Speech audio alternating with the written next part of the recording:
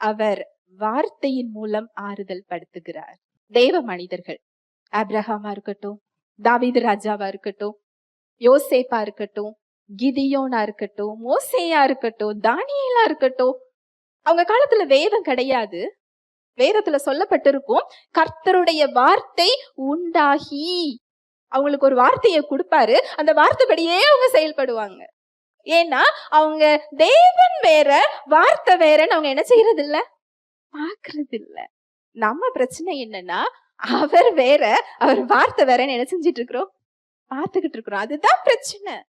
அவர் வேற அவர் வார்த்தை வேற கிடையாது. அவருடைய வல்லமை எப்பேற்பட்ட வல்லமையோ அந்த வார்த்தைக்குள் அந்த வல்லமை இருக்கிறது. எப்படி அவர் இரக்கங்களின் பிதாவோ அந்த இரக்கம் அந்த வார்த்தைக்குள் இருக்கிறது.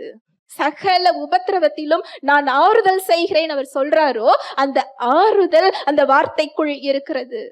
இன்றையிலிருந்து அவர் வார்த்தைய நீங்க தேவனா பாருங்க, ஏசு கிறிஸ்துவா பாருங்க. இன்றைக்கு நடுவுல ஏசு கிறிஸ்து வந்து நின்றால் அவர் வாயிலிருந்து வர்ற வார்த்தைய நீங்க எப்படி பெற்றுக்கொள்வீர்களோ அதே போல சத்தியத்தை பாருங்க. உங்க வாழ்க்கை மாறலாட்டி என்கிட்ட வந்து கேளுங்க. ஹல்லேலூயா, பிரைஸ் தி லார்ட்.